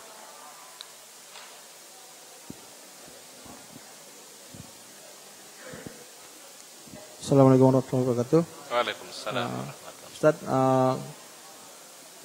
saya pernah dengar ada beberapa orang atau kelompok yang mengatakan bahwa Allah itu ada di mana-mana gitu. Baik. Tapi ada juga yang mengatakan bahwasanya Allah itu ada di arsy-Nya gitu. Baik. Yang benar itu mana? Ini masuk dalam ranah akidah atau apa nih? Atau furiyah atau gimana gitu. Baik. Tentu kalau udah berkait tentang zat Allah Subhanahu wa taala, akidah itu Pak. Makanya harus dijawab tegas kalau ini Pak. Allah Taala berfirman, "Tsumma stawa 'alal arsy." Allah Subhanahu wa taala bersemayam di mana Pak? Arsy. Dalil yang kedua, ada seorang budak bertanya ditanya oleh tuannya, "Aina Allah?" Si budak ini bertanya, menjawab, "Fis sama." Allah Taala itu ada di langit, ya. Langit itu biasa menunjukkan ketinggian Pak, arsy maksudnya Pak. Maka apa kata Rasul? "I'tik hadzal rajul fa innahu mu'min." Merdekakanlah budakmu ini karena dia orang beriman. Baik, berdasarkan dua dalil ini Pak, berarti namanya Allah Ta'ala, zatnya Allah Ta'ala berada di arsy. Tetapi Pak, yang mesti kita pahami, pengetahuannya Allah, penglihatan Allah, pengawasan Allah di mana-mana, benar. Ya Pak ya? Paham Pak? Ilmu Allah, pengetahuan Allah Ta'ala ada di asalam, ya. Ilmu Allah di jati bening, iya. Pengawasan Allah di jati bening ada, di asalam juga ada. Di mana-mana kita diawasi, dilihat oleh Allah Ta'ala Pak.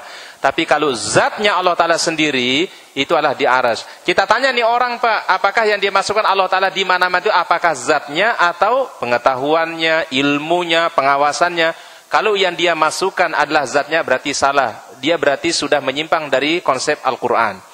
Tapi kalau yang dia ucapkan dengan Allah Ta'ala ada di mana-mana, maknanya adalah Allah Ta'ala melihat kita di mana-mana, mengawasi kita di mana-mana, memperhatikan kita di mana-mana, mana yang benar, nggak ada salah. Makanya ucapan ini harus ditanya dulu nih Pak. Ini kalau di dalam lafaz bahasa Arab nih Pak, lafaz yang kinayah namanya Pak. Jadi lafaz itu ada dua Pak. Ada lafaz yang sharih. Sharih itu artinya jelas. Maknanya jelas, maksudnya jelas.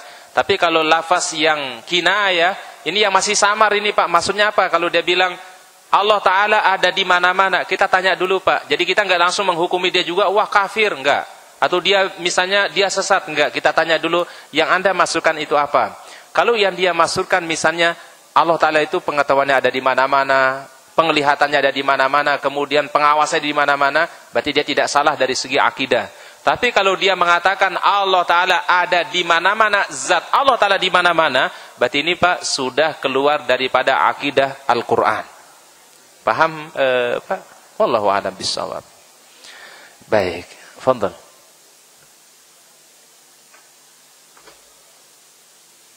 Assalamualaikum warahmatullahi wabarakatuh. Waalaikumsalam warahmatullahi wabarakatuh.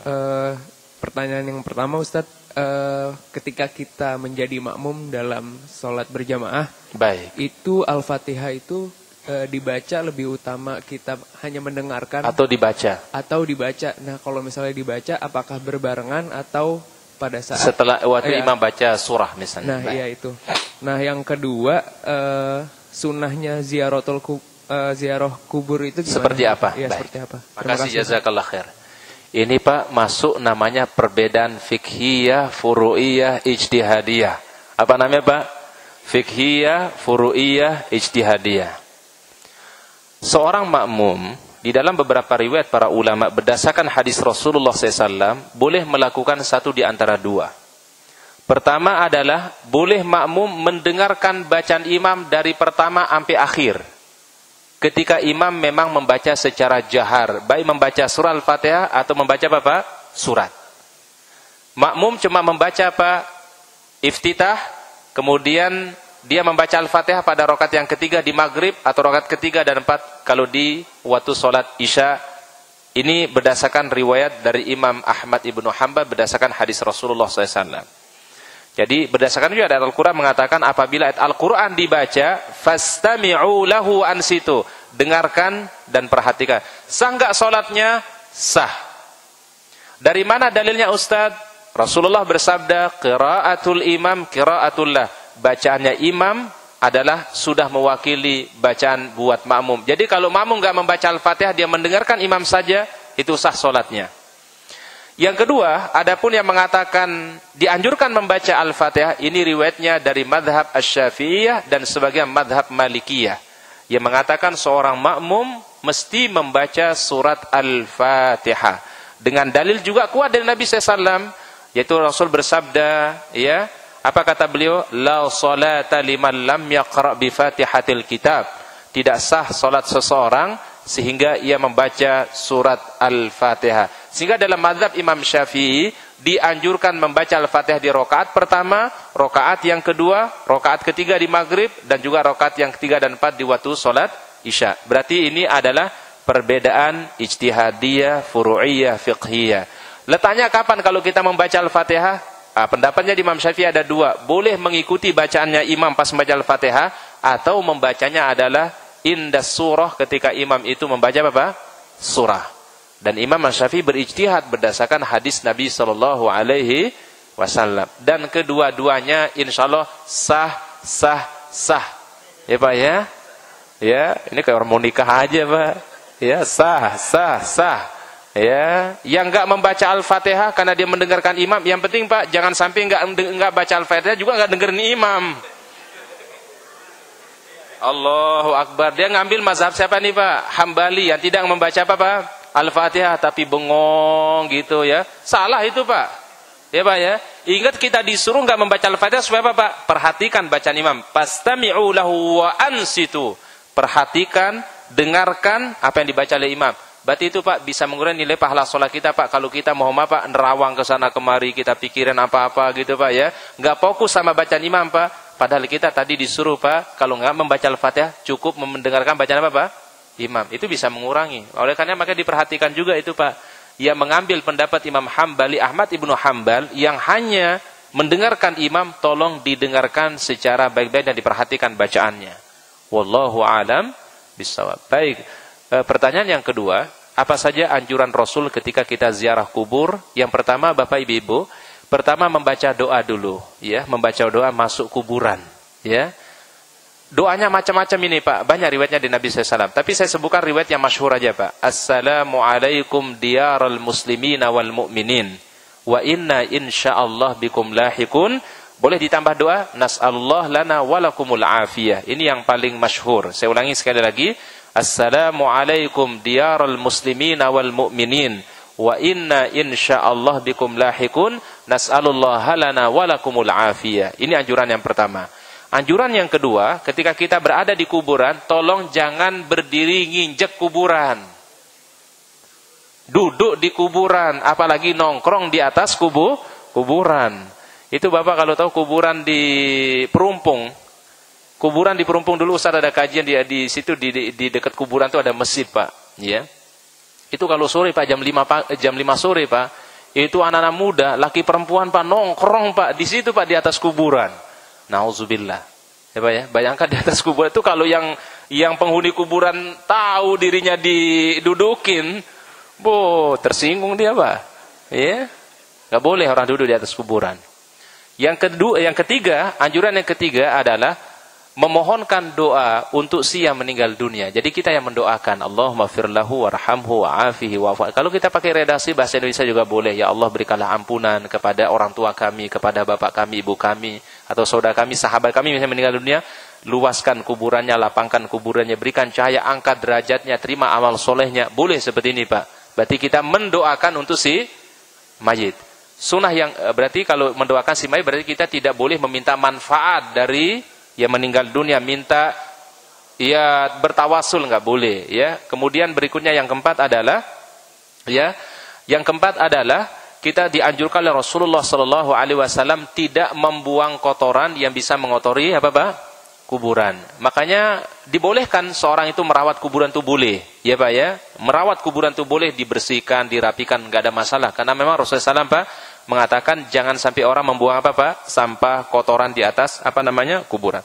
Sekian ini sunnah-sunnah dari Rasulullah SAW. Dan yang terpenting, Pak, tujuan orang ke kuburan adalah mengingat kepada kematian. Dulu para sahabat itu, Pak, mereka kalau jalan-jalan itu nggak jauh-jauh, Pak. Ya, mereka jalan-jalannya kemana, Pak? Kuburan.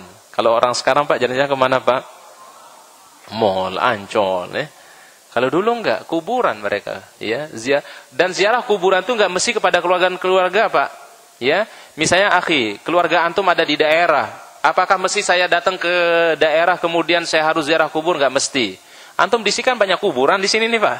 Apalagi yang rumahnya di dekat Pak? Kuburan tuh Masya Allah tuh nasihat. Setiap hari tuh nasihat tuh, Pak. Baru bangun tidur lihat kuburan nasihat. Ya, mau tidur juga lihat kuburan nasihat. Bisa jadi orang yang tinggal di kuburan itu, Pak, kita berbaik sangka, Pak. Insya Allah orang-orang yang soleh. Ya, Pak ya. Karena setiap hari mendapatkan nasihat dari Pak? Kuburan. Ya, Pak ya. Jadi ibu-ibu ada yang tinggal di dekat kuburan rumahnya, Pak? Di Pondok Kelapa mungkin dekat Kapling DKI situ ada. Itu kalau dia tinggal di situ, Pak, Masya Allah. Apalagi pagernya langsung ngadepin mana, Pak? Kuburan tuh luar biasa tuh. Nasihat terus setiap hari, Pak. Ya. Nah, Ali bin Abi Thalib mengatakan apa, Pak? Nasihat yang terbaik itu adalah kubur. Ya, jadi nasihat yang terbaik itu apa, Pak? Kubur, ya. Bahkan dulu ada riwayatkan seorang salafus saleh itu, Pak, pernah satu hari dia bikin kayak kuburan Pak? Kuburan dia nanam dirinya, Pak. Jadi dia masuk dalam sebuah lubang, kemudian dia Pak?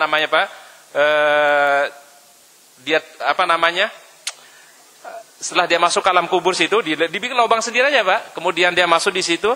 Kemudian dia renungkan bagaimana rasanya orang benar-benar ada di kuburan. Ya, Pak ya. Itu ada seorang salafus saleh pernah melakukan hal itu, Pak. Ya, Pak ya. Ya, jadi mungkin tapi kalau kita mungkin jangan sampai gitulah, Pak ya. Kayaknya lebih banget gitu, Pak ya. Ya cukup kita kalau ada waktu ziarah kubur, ya, jenguk kuburan. Niatnya adalah untuk apa, Pak?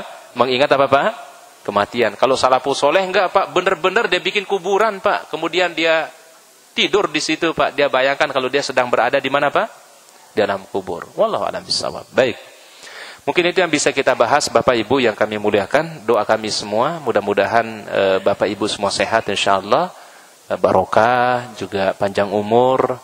Semua keluarga kita diberikan kebaikan oleh Allah Subhanahu wa taala. Dan juga mungkin Ustaz sekalian mau pamitan nama Bapak Ibu. Insyaallah tanggal 4 September kami berangkat haji, ya. Bimbing, mohon mohon didoakan. Mudah-mudahan selamat, berangkatnya selamat, ya.